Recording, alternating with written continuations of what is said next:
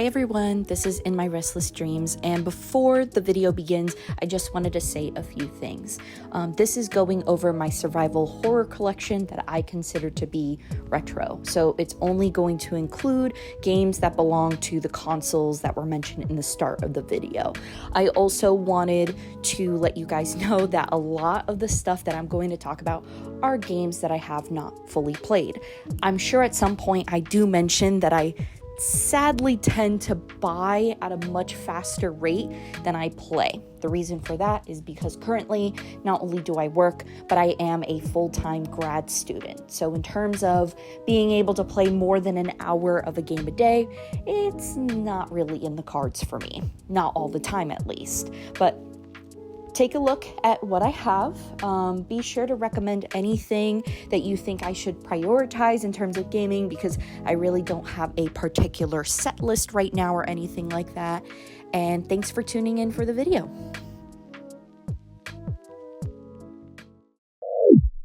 Okay, so we're gonna start with Wii games. So the first Wii game that I have here is Silent Hill: Shattered Memories.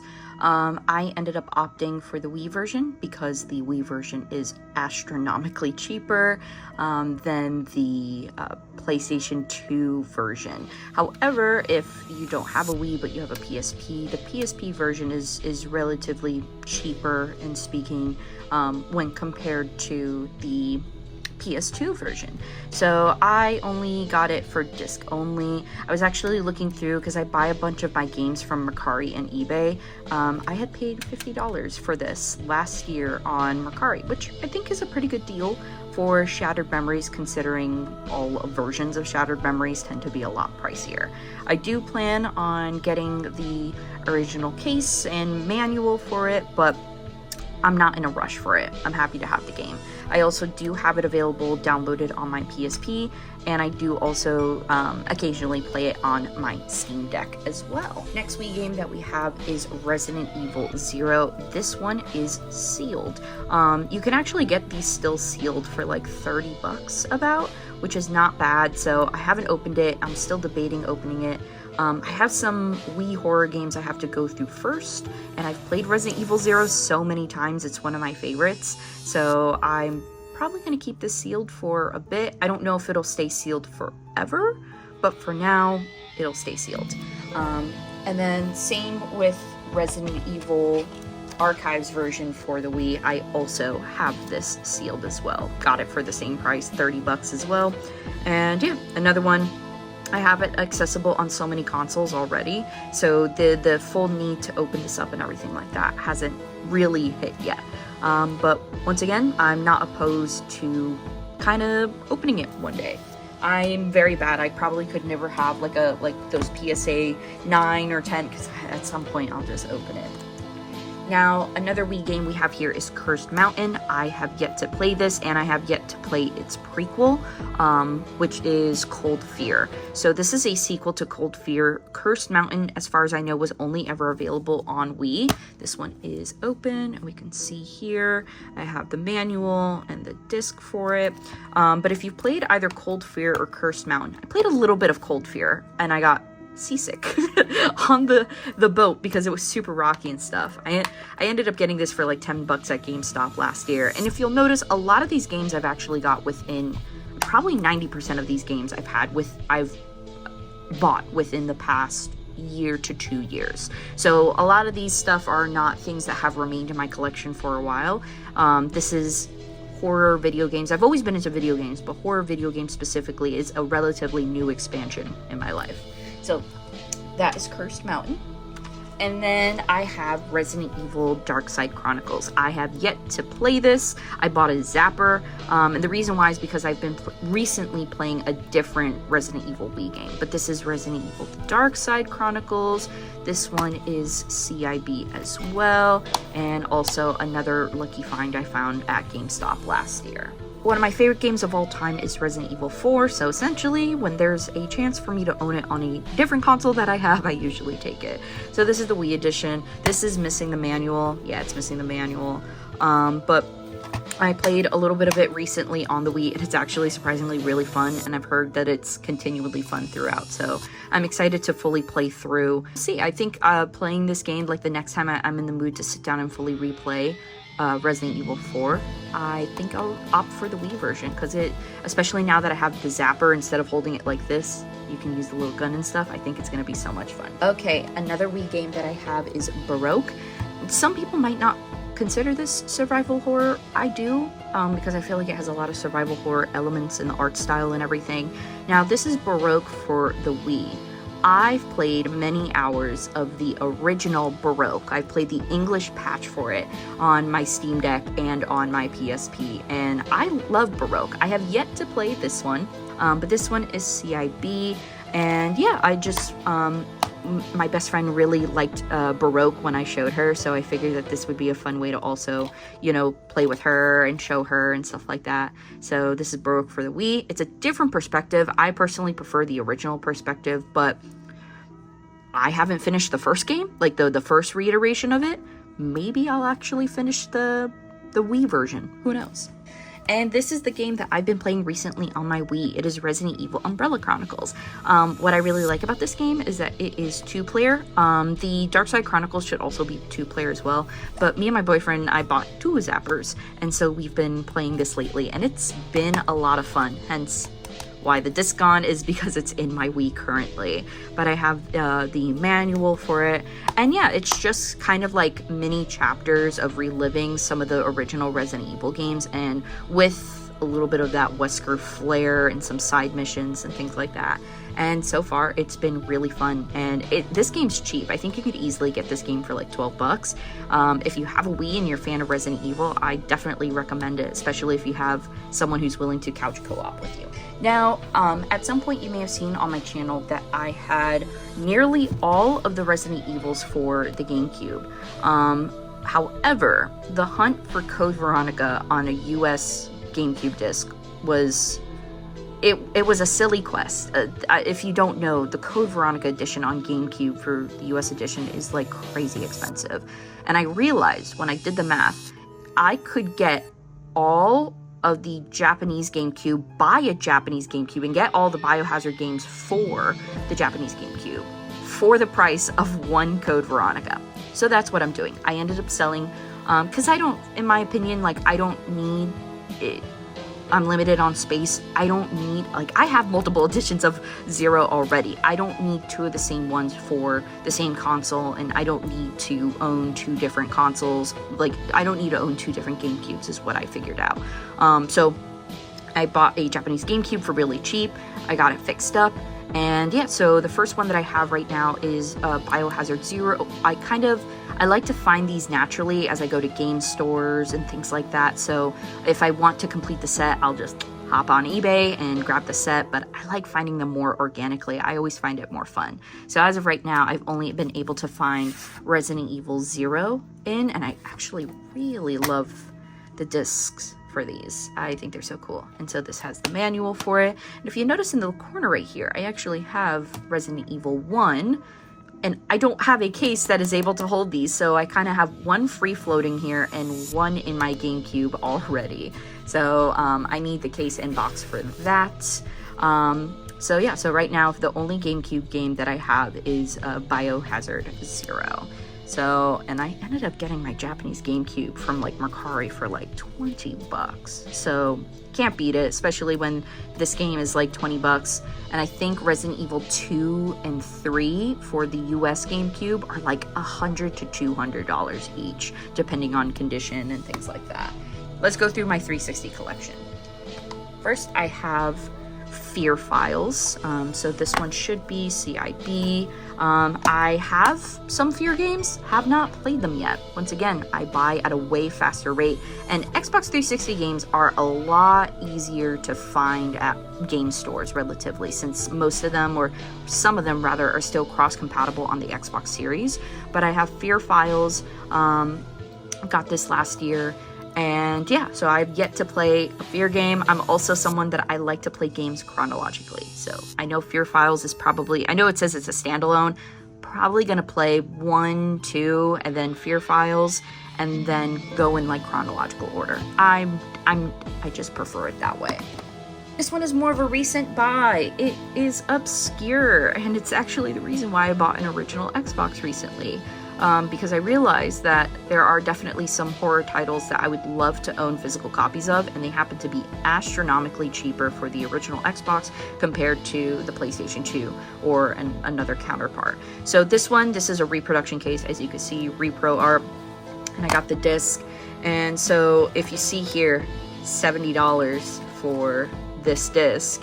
I think the PS2 version right now goes for anywhere from like $150 to $300 I've seen. Yeah, so this is definitely a obscure game with obscure prices. So I got this. I have played Obscure on my Steam Deck when I was emulating it, and I thought it was really fun and surprisingly very difficult. So I'm excited to play on my Xbox, and you know, I'm excited for the couch co-op capabilities with that too. I feel like there's not a ton of couch co-op horror games. So yeah, this is a reproduction case, as you can tell, because Psychonauts is here, which, by the way, Psychonauts is actually one of my favorite games of all time. I don't have it in the stack here because I don't think it's survival horror, but it's just a fun fact, one of my favorite games of all time. So I got Obscure. And by the way, for reference, only playable on the original Xbox. I tested it, does not work on 360. So you have to have the original Xbox in order to play this game. Next, I have Condemned: Criminal Origins. This game I played this year, front to finish, and it was scary as hell, and I loved it. Here I have it CIB, and it was such a unique find. It was genuinely terrifying. I was not expecting it, and it was one of those things where I started having nightmares, so I had to start playing the game in the morning instead of the evening. So yeah, I definitely recommend this game if you haven't played it before, and this game is backwards compatible with the Series X with the Series X. So if you find a disc for it, you can play it, but it's also available digitally on the Series X or S, but definitely recommend it. Definitely a newer buy for me. I've played Red Dead Redemption 2 and loved it, but I never actually played Red Dead Redemption Undead Nightmare. So this one I got CIB. This one's actually pretty cool. Ooh, I don't want to hit that shelf anymore because it's a full like map, so I am excited about it. I played like 5 minutes of it. A little bit more scary than I thought. Now I have The Evil Within. This is just a normal cover. I just inverted it so you can see the original cover here because I just liked how it looked. Rest in peace to the studio. I definitely think this is something I need to prioritize on my list and start playing because of the fact of what happened to the studio. So if you think I should bump up Evil Within up higher on my list, please let me know. And then also got Dead Island. I played Dead Island 2 and I was not... I hit the camera stand. And I was not a fan... Oh, damn. Okay, hold on. There we go. Christ. All right. So I have Dead Island here, CIB. I played Dead Island 2 on my, I think, PS5 recently, and I gotta say, I was not a fan. Gameplay was cool. I really didn't like the voice acting. I felt like every character that I picked, the voice acting was driving me crazy. Maybe that's just me being nitpicky. I don't know why. Like, I really tried. Like, I probably put like 20 hours into it, and I was like, I can't take this anymore. So, but I have played a bit of the original Dead Island many, many years ago, and I remember really liking it, so I figured I'd grab Dead Island again. I'm a big fan of zombie games, so if there's any niche zombie games, you know, that you guys recommend, please let me know. I also have Dead Rising. This one I actually never played, but I have CIB.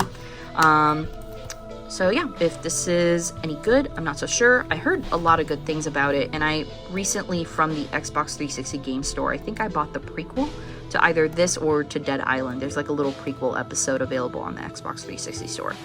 Now I have Kane and Lynch Deadman. This is a little bit of a relic because it's a Blockbuster. Oh my god. It has the Blockbuster sticker on it.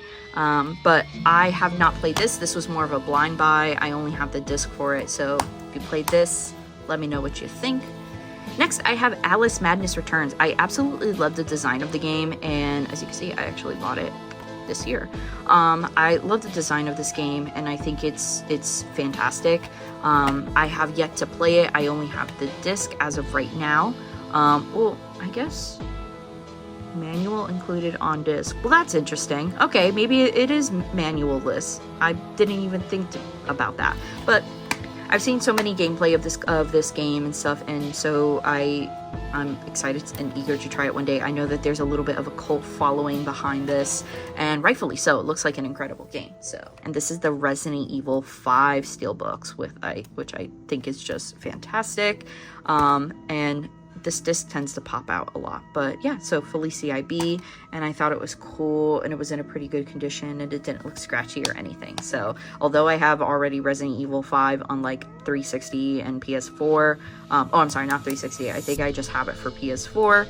I loved the steelbook version of it. So next we have Deadly Premonition. This is surprisingly a harder game to find. It's not terribly expensive. You could probably get it for like 30-40. I say not terribly expensive. It sucks that some of these games are like that much of a price, but compared to like going and getting a PS5 game, it's about half of the price difference. So that's what I mean by not so terrible. But with Deadly Premonition, I heard that this is not the best of the best game, and that's okay. Like, a lot of survival horror titles are just not the best of the best game, but I'm a huge Twin Peaks fan, so getting this game was kind of necessary for me, as I love Twin Peaks. And I heard that they actually made, I think 1 or 2 sequels. I think 1 extra sequel is maybe the correct choice, and it was for Switch and then Steam. So I believe I have 1 of those sequels. If there's 1 or 2, I know I have 1 of them on my Steam Deck. Next, we have Silent Hill Downpour. This is one of the 2 Silent Hill games that I have just not touched. And I'm just, you know, with Downpour, I'm not in a rush. I'm not in a rush. I have it. It's there when I need to play it or have the hankering to play it, but I have it CIB. Also, surprisingly, I felt like at one point there was just endless copies of this game everywhere, and then all of a sudden when I was trying to look for it, it took a while. It took like almost 6 months for me to find it, like at a game store. So, and actually I didn't even find it. My boyfriend found it for me at a game store. So this is Silent Hill Downpour. Let me know what you think. Do you think actually Downpour is not as bad as what people make it seem, or is it potentially worse? So now, this one I did play a little bit of it. I own it digitally on a lot of consoles, but I own it sealed. I have Silent Hill Homecoming sealed. Probably going to keep this one in the wrap just because of the fact that I own it on so many different consoles already. I think I own it on like my Steam Deck and my Xbox and stuff. So I'm not really, chomping at the bit to open this up. Another one of the Silent Hill games that people just didn't love. I vaguely remember playing this when I was younger, but it did not have the same impressions as, you know, Silent Hill 1, 2, 3, or 4, or even Origins, or Shattered Memory had. So, Homecoming. Let me know what your thoughts on Homecoming are. I have the sequel to Condemned 2 Bloodshot. Have yet to play this. Haven't heard much about it, but you know what? I like a surprise, good or bad. So we'll be getting to this soon, especially since how much I liked Condemned, the first game, so we'll be checking that out soon. And then I have the first Fear game, so First Encounter Assault Recon. So some of these, man, are difficult to open. There we go. So this one I have CIB. Let me know what your thoughts are on the Fear series and stuff. So the first PlayStation game that I have here is Fear Effect. I absolutely love how the characters look. Once again, have yet to fully complete it, but I love how this game looks for a PS1 game. So I have it fully CIB, which, by the way, this is a 4-disc set. So there's 1 here, there's 1 behind here, and when I open up this side, there's 2 more here. So really, really unique game. They did make a sequel to it, which I do not own currently, but it is something that I do want to dive into one day. I have Clock Tower 2 because Clock Tower 2 for PS1 US, it is like the price of a kidney. So I got very lucky and found a Goodwill listing for Clock Tower 2 for $4. So it was one of those Goodwill stores on eBay, but it's kind of broken. skin, like this thing is about to fall apart and stuff. But I mean, hey, for $4 and to own it, it's more of a novelty piece, especially since I know no Japanese. I do not know how to read kanji at all. So it was more of like oh hey, I have Clock Tower 2 for PS1 type of novelty bit. But the disc works and it's in good condition, so I guess for $4 you really can't beat it. Alright, next PS1 game that I have is Resident Evil Survivor. This one I have yet to fully play. This one, not many people, I feel like I have some of the more obscure Resident Evil games that not many people realize or played fully, and definitely they're not going to be the ones that are like, you know, your favorite growing up, but I do have some of the classics as well. So this is Resident Evil Survivor.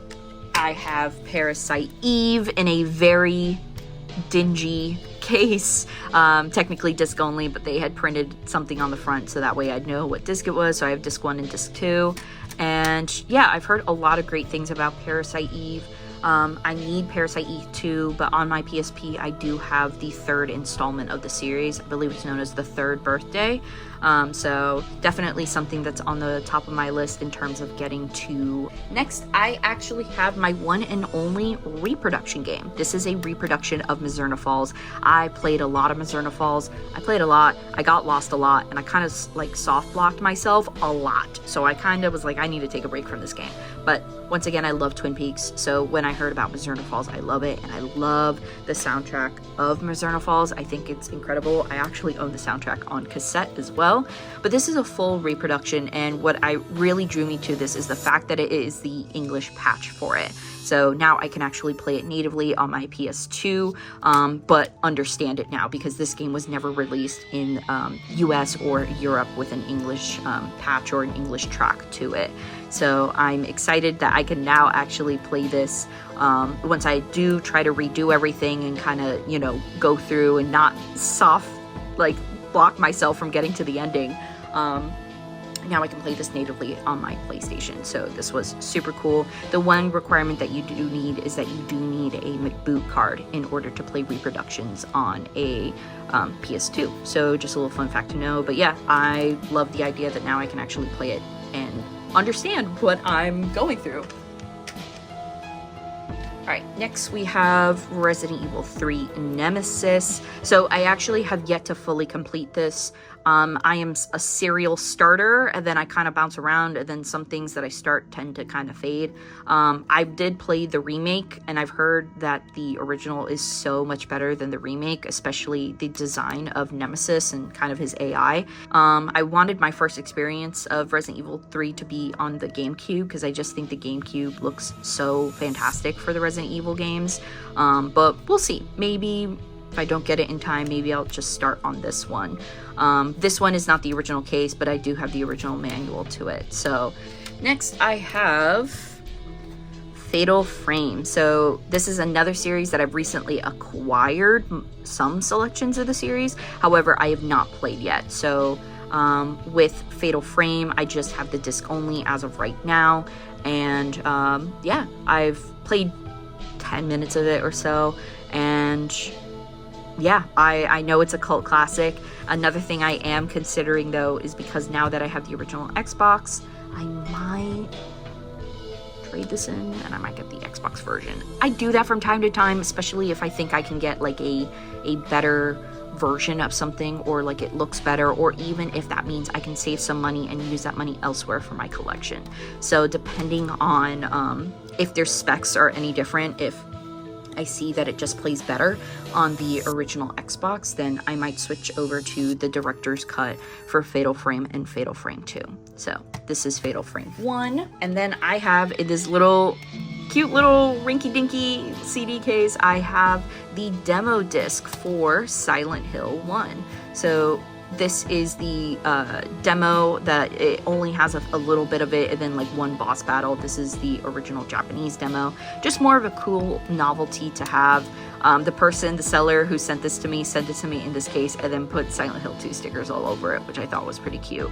So yeah, so I have that, but I actually don't have Silent Hill 1 for like the complete version for Japanese or for English and stuff. So that is something I hope to get in my collection soon. I actually played it a lot on my PSP because you can play PS1 games there. Next I have Project Overkill. This was more of a blind buy. I saw Konami at the bottom, so I was like, maybe I'll give it a shot. I also really like how this disc looked. I thought it was super cool looking and everything. But yeah, so don't know much about this game. I think I saw a little bit of gameplay and I was like, okay, I'll take a chance on it, but I've still yet to actually fully play it. So not survival horror at all, but looks like Myst got into my collection. Never played it. I got it as a blind buy for like $5 or something like that. But then I have Overblood. Overblood is something that I've actually switched to playing on my PSP because of the fact that this is the Japanese copy and I do not know kanji. So I have it CIB, more once again of like a novelty piece and stuff. I like the idea of Overblood, and so far with what I played a bit of it on my PSP, it seems fun. It's definitely a little bit pricier from what I've seen at certain game stores in terms of owning it on disc for the US version. So I ended up getting the Japanese version in its place for the time being, and this is probably just going to be a fun little novelty and stuff. And maybe once I play through on my PSP, maybe I'll be versed enough to kind of play through it natively on my PS2 or PS1.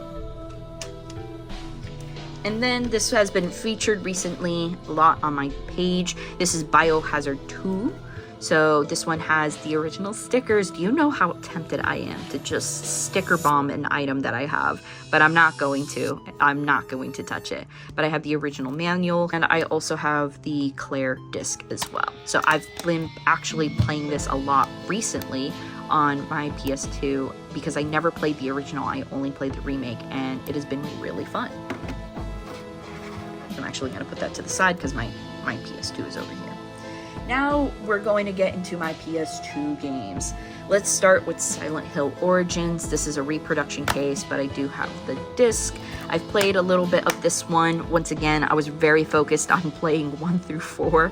I think I've played about 25% of this one. I just got into the Silent Hill series about 2 years ago. Silent Hill 2 is one of my favorite games of all time. But I've since, as you can tell, bought so many games, and I just haven't delved fully into Silent Hill 2 or Silent Hill Origins rather. I've played Silent Hill 2 like 3 times within the past 2 years, but Origins is something that I'm like, I know it's not everyone's favorite, so it's kind of similar, same boat as like Homecoming. I'm not really chomping at the bit to fully get into it, but who knows? I've heard that some people think that actually this is a pretty great Silent Hill game. I've heard others think not, so we'll see. So maybe I have to prioritize this on my list. Silent Hill 4 The Room for Japanese. I made the decision this year to sell my English collection for majority of the Japanese collection because of the fact that it saves so much money. I got this for $20 and it is CIB. And if you are like, why would you get this if you don't know how to play Japanese? Well, fortunately, Resident Evil and Silent Hill, all of their games have like English option or at least English voiceover.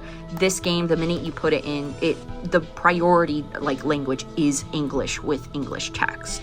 So this is Silent Hill 4 The Room. I personally think it's one of the scarier Silent Hill games because of the monster creations and just that intro sequence and everything, but I do think it's a little bit weaker in terms of storyline. It's more of like an experience than like a full in-depth story like the first 3 games are, but still a damn good horror game. So another type of novelty thingy, I have Project Zero, aka Fatal Frame 1 for the PS2. I end up finding a lot of these, like the Konami's Best and things like that, or the Best Series, or Tecmo's Best, PS2 Best, whatever you want to call them. And I end up getting them because they are usually very reasonably priced. Like, I think I got this for $15 on Mercari. So even if I don't fully play through them, it's nice to be able to own the Japanese version, especially since I do own a Japanese console. Was a more recent purchase. I got Fatal Frame 2, Crimson Butterfly. This is another one that I am considering switching to the Xbox, so maybe I might have the Xbox variation soon. I also need to get the goo off for this, but this one I love because not only was it CIB, but like this manual is clean. I haven't even touched the manual, and I don't even think the previous owner touched the manual either, because this just looked such in beautiful condition. Next, I have Biohazard Code Veronica. I have played this game to about 90%, but I got glitched out and I rage quit, and I haven't visited since. With Code Veronica, if you know there's a point where you have to get a key before like this stone thing drops on your head, I am stuck there. So however far in the game that is, I'm stuck there, and it's been very difficult to go back to the game because I just kept dying. Maybe I might try playing it on the PS2 instead, because originally I was playing it like through Xbox 360, so we'll see. But this is Code Veronica, and what I liked about this is that it also had the Devil May Cry trial disc, so I thought that was pretty nifty. But that's my opinion. Next, I always forget the name of this game. It's like Banshees May Cry, Banshees Will Cry, something like that, 2. This was also a blind buy because I don't find a lot of Japanese games natively, but it was semi-horror. Everyone is blue in this game. It's got a really great intro sequence, but this is definitely going to be something that I am going to watch someone play with an English patch or with an English translation of it, and then maybe try doing it myself. So this one was, like I said, a blind buy. Now I have Silent Hill 3. So this is one of like the Konami's best and stuff like that. The disc is missing because it is currently in my PS2 right now. So this is the Japanese version of the game. Once again, it's the exact same. So got this for 20 bucks. So I mean, you can't beat it. I think I bought the original, the US edition, for like last year for $160. And yes, that one did come with the soundtrack. However, I do have this soundtrack on cassette, and I have it on vinyl as well. So I'm not really missing out in terms of the soundtrack, in my opinion. The number 1, we have Silent Hill 2, and this one does have the Maria expansion to it. So I love this game. I've played it multiple times within the past 2 years. Like I said, for me, some people have loved this game for 20 years. I've loved this game for 2 years, but this kind of, I've always loved horror and horror movies, but I really just fell in love with the genre of like horror games specifically as like a niche after playing Silent Hill 2 about 2, maybe, actually I think it's more. I think we're going on 4 years ago was when the first time I played this game, and I was just enamored by it. So Silent Hill 2. Resident Evil Outbreak. This one I have yet to play as well. Played a little bit of it, but not a ton. And I do also have its sequel, is Evil Dead Boomstick, A Fistful of Boomstick. This looks like it's a PAL cover, but it's actually not. It's just a replica case, and I just have the disc only. I have not tried any of the Evil Dead games despite having this one. So if any of the Evil Dead games are good, let me know. I also have Resident Evil Dead Aim. This is also CIB. Sadly though, there's something happened and the disc got a little scratched, but it still plays and the manual's in fantastic condition. So this is Dead Aim. Another one I've only played a little bit of, but I've heard that this one is actually some of the better like non-mainline Resident Evil games. Also have Resident Evil Outbreak File 2, CIB, and I actually have a watch, a promo watch of this. I found it on Mercari for like 30 bucks and I just had to grab it. So I used to wear it a lot, but the leather on the band started withering away. But I have Resident Evil Outbreak File 2, same situation, only played a little bit of it, and just haven't gone back to it. This game I really tried diving into recently and I rage quit and I couldn't because this game is difficult. I've heard that the remake is so much better and easier to play, so I'm probably going to emulate that on my Steam Deck just because I don't have a PS3, but I just have disc only Siren. Love the soundtrack, love the design, love this game, but just, man, it is way more difficult than I would have thought, and I've seen a lot of videos of people playing this and they made it look easy. This is a tricky game. 3 more stuff, so I'll just bring out the last 3. We have The Suffering, the first Suffering game. This one's CIB. I love the monster design of this game. I've watched videos about this game, but yet to play it.